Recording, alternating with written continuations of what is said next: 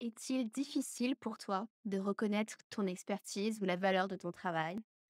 As-tu du mal à te sentir légitime, peu importe ton expérience ou le nombre de formations que tu as suivies? Entends-tu souvent une petite voix qui te dit: «Mais qui es-tu pour faire ça?»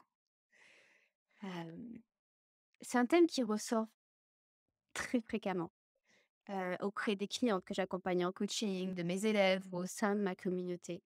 J'avais envie d'en parler dans cette vidéo, et de parler de ce fameux syndrome de l'imposteur. Dans cette vidéo, on va voir comment on le reconnaît, comment il se manifeste et mes conseils pour ne pas le laisser nous paralyser, ce syndrome de l'imposteur. Celles qui ne me connaissent pas, je suis Vanina Grisol. J'aide les femmes et les professionnels du bien-être à déployer tout leur potentiel en recontactant leur puissance féminine et cyclique. Bienvenue sur la page Yoga in the Moon, la plateforme du bien-être au féminin. Et si vous voulez continuer à nous suivre, n'hésitez pas à vous abonner juste en dessous. Donc, qui y affecte ce syndrome de l'imposteur? Moi, la première chose qui me surprend, c'est qu'il affecte surtout les femmes.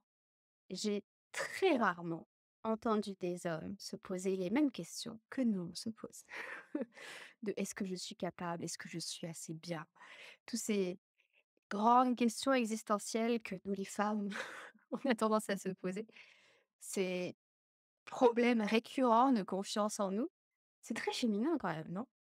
Trouvez pas? Et moi je trouve qu'il affecte principalement, les femmes. Et ce qui est assez surprenant, c'est que souvent ça affecte des femmes comme moi je trouve brillantes, qui sont extrêmement formées, qui sont très expertes, hem et alors même qu'elles sont parfois même reconnues comme expertes dans leur domaine, elles continuent à douter, et à se sentir un peu imposteurs dans leur domaine. Ça touche souvent des personnes qui ont beaucoup de projets, qui sont passionnées, qui ont envie de mettre beaucoup de choses en place, mais qui se font facilement paralyser par ce syndrome de l'imposteur. Comment il se manifeste, ce syndrome de l'imposteur? Donc la première chose, c'est il devient difficile de reconnaître la valeur de notre expertise ou la valeur de notre travail. «Oh ça, c'est rien. Ah non, mais ça, c'est facile. Ah oui, non, mais ça, c'est parce que» donc presque on se cherche et on se trouve des excuses pour excuser la qualité de ce qu'on fait. Heu et moi, je sais que je fais encore ça, beaucoup. On me remercie, je dis: «Ah oui, non, mais je faisais que tenir l'espace» ou «Je faisais» on va venir diminuer la valeur de nos contributions. Et donc il y a une difficulté, donc la deuxième manière dont ça se manifeste, il y a une difficulté d'accepter sa réussite. Hem, comme s'il y avait rien d'exceptionnel à ce qu'on mettait en place. Heu, on a eu de la chance, ou «Ah oui, mais tu comprends, j'étais la première. Hem, on a du mal à accueillir, à célébrer cette réussite en disant: «Waouh! Ça je l'ai fait, waouh!» Ça c'est dur quand on a le syndrome de l'imposteur. Troisième manifestation, c'est cette difficulté à accueillir les compliments. Est-ce qu'on mérite vraiment ce compliment? Et je me souviens mes premières années dans ma carrière professionnelle, qu'à chaque fois que mon chef me faisait des compliments, j'avais envie de sortir du bureau. Et parfois je simulais une urgence pour pouvoir partir le plus vite possible parce que ça me mettait extrêmement mal à l'aise. Et c'était un véritable apprentissage de rester et d'écouter, d'accepter, de dire merci, de célébrer les compliments que je recevais. Et ça continue parfois à être un challenge pour moi. Hem et une dernière façon dont il se manifeste, ce syndrome de l'imposteur, c'est cette dureté envers soi, cette envie d'être parfaite. En tout cas, pas parfaite parce qu'on sait qu'on n'est jamais parfaite, mais avoir du mal à se pardonner ses imperfections, avoir du mal à accepter de faire des petites erreurs par-ci, par-ça et et d'être extrêmement dur à chaque fois qu'on fait un pas de côté. Pourquoi il est important de l'identifier, ce syndrome de l'imposteur et de travailler avec? Parce qu'il génère énormément d'anxiété. dans la vie quotidienne. Parce qu'à force de se focaliser en permanence sur ses zones de progrès plutôt que sur ses forces, on se met une pression de dingue. Hem, Parce qu'on est toujours en train de voir: «Tiens, non, mais ça, je pourrais mieux le faire. Tiens, ça, si je pouvais faire cette formation en plus, ça me permettrait de» et donc on est toujours en train de regarder ce qu'on pourrait mieux faire.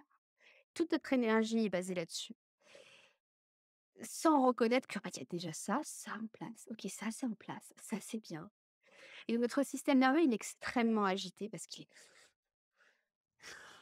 «Qu'est-ce que je vais aller chercher?» plutôt que d'être apaisé par le: «Ah, ça, c'est là, c'est déjà bien». Donc c'est important de l'identifier parce qu'il génère énormément d'anxiété et on sait, tous les dangers de cette anxiété, de ce stress dans notre, vie et pour notre santé. La deuxième chose, c'est que le syndrome de l'imposteur, il nous encourage toujours à repousser nos limites. On est toujours en train de se dire: «Ah mais je peux faire plus. Ah mais je vais aller plus loin. Ah je vais faire ça mieux». Donc on se pousse, on se pousse, on se pousse. On repousse nos limites physiques parfois. On travaille dur, trop dur, on s'épuise, on se pousse, pousse, pousse, pousse et beaucoup, des magnifiques femmes que je connais qui ont ce syndrome de l'imposteur frôlent le burn-out ou ont vécu un ou plusieurs burn-out dans leur vie. Parce qu'il y a cette je repousse mes limites, je travaille dur, je force ce qui est en moi. Et une autre chose, c'est que ce syndrome de l'imposteur, il peut nous paralyser. Et nous bloquer dans nos projets. Parce que quand on se dit: «Mais qui je suis pour? Est-ce que je suis suffisamment formée? Est-ce que je vais savoir suffisamment bien faire? Si je le fais, ça va pas être parfait, je refuse de le faire». On se bloque, on se paralyse. Parce qu'on se sent pas suffisamment expert, parce qu'il nous manque ci, parce qu'il nous manque ça. Et on va se retrouver à être paralysé. Même si on est pleine d'envie, on n'arrive plus à trouver l'impulsion de se lancer parce que ça va jamais être suffisamment bien et on sera jamais suffisamment préparé. Et on le fera peut-être moins bien que tel expert qui est déjà là depuis 10 ans.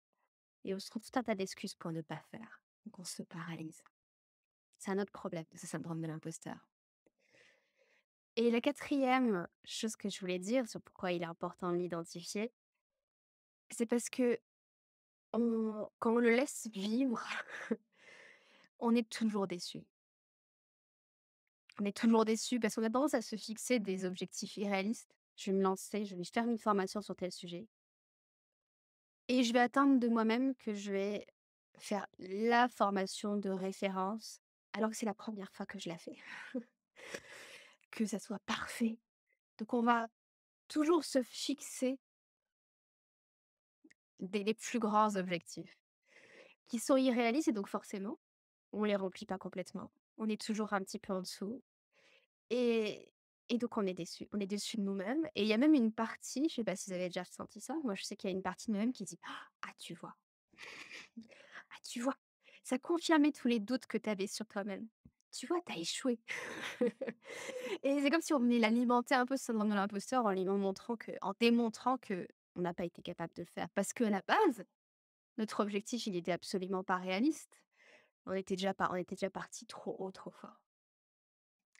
Donc voilà pourquoi il est important de l'identifier parce qu'il génère de l'anxiété, parce qu'il nous pousse à toujours forcer, forcer, repousser nos limites et aller parfois jusqu'au burn-out, parce qu'il nous bloque et nous paralyse dans nos projets et parce qu'il fait qu'on est toujours déçu. Donc c'est un ennemi juré, syndrome de l'imposteur. Est-ce que c'est un ennemi juré? Ou est-ce qu'on peut le transformer en ami? Moi, une grande question que j'ai eue ces derniers mois, ces dernières années, c'est: est-ce qu'on vit toujours avec? Ou est-ce qu'un jour il s'en va?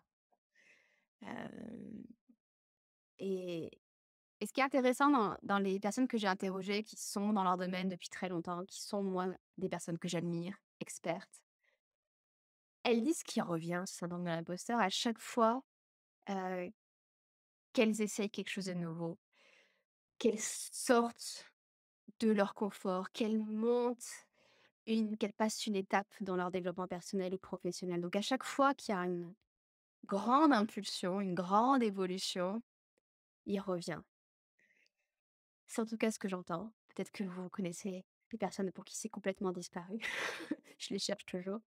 Et du coup, voilà, la question que je me pose et c'est là-dessus que je travaille, notamment avec mes clientes en coaching, c'est se dire: «Mais en fait, si il reste toujours plus ou moins là, est-ce qu'au lieu d'être mon ennemi numéro un avec tous les effets négatifs qu'on a vus avant, je peux le transformer en ami?»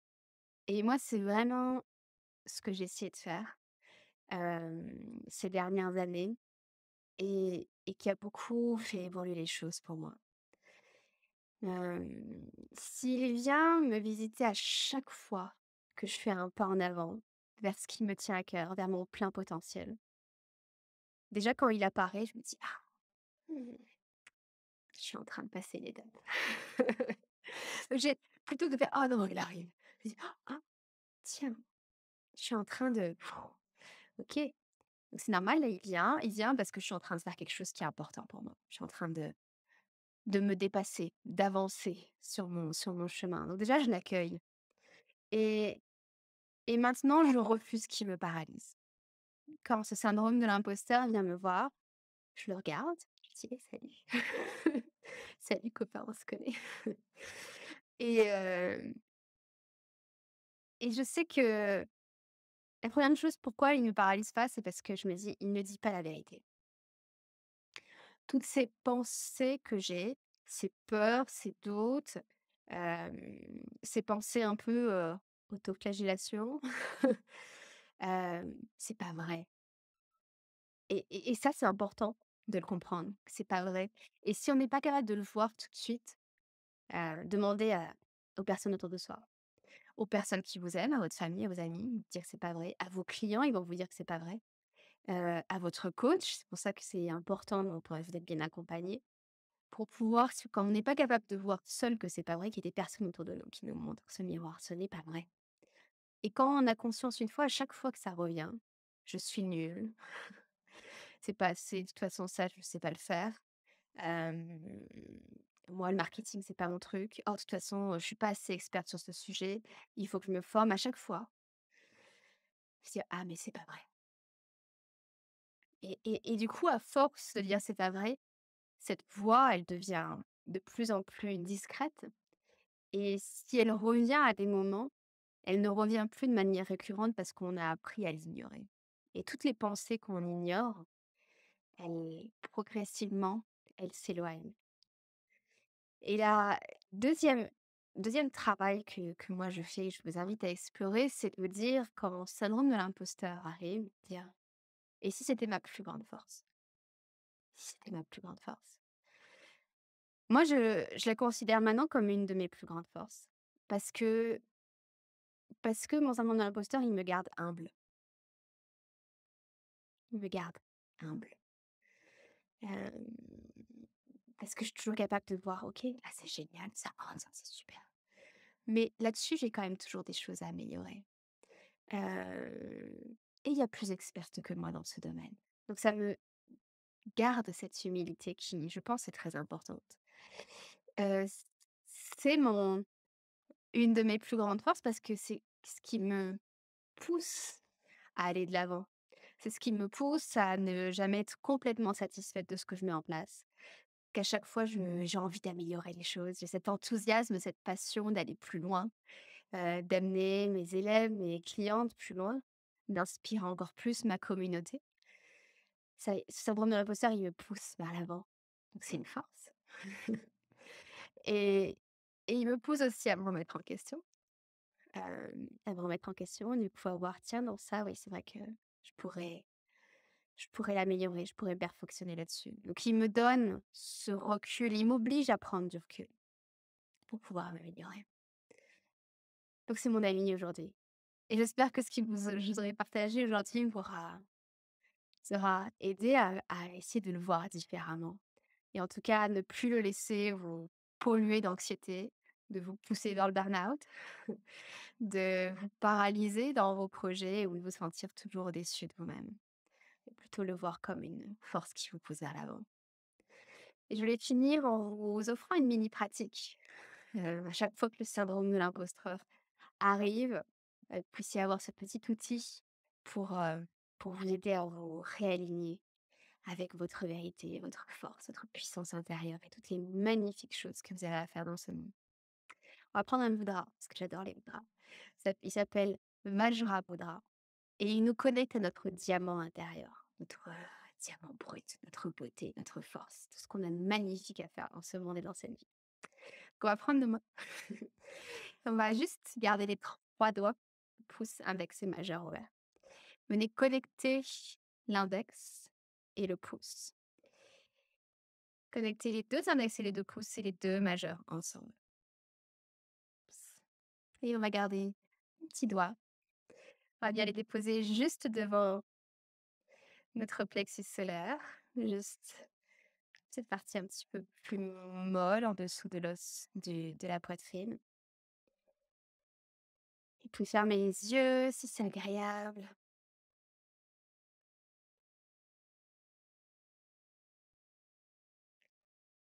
Prendre quelques respirations en sentant la respiration qui va voyager jusque dans cette zone, dans le haut de votre ventre.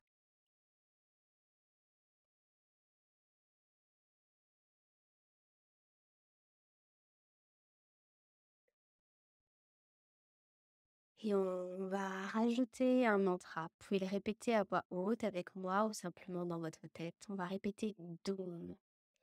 Doom, c'est ce battement de cœur, ce battement de tambour qui nous Doom, Doom, Doom, qui nous rappelle cette pulsation, cette force à l'intérieur de nous, qui nous rappelle qu'on est capable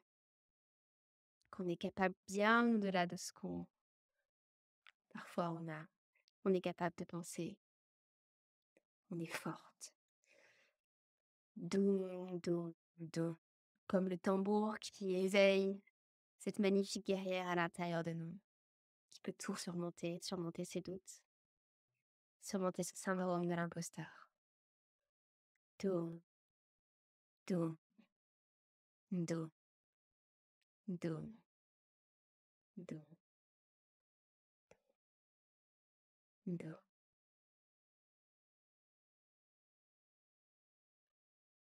Grand merci de m'avoir écouté aujourd'hui. J'espère vous retrouver très vite sur la chaîne.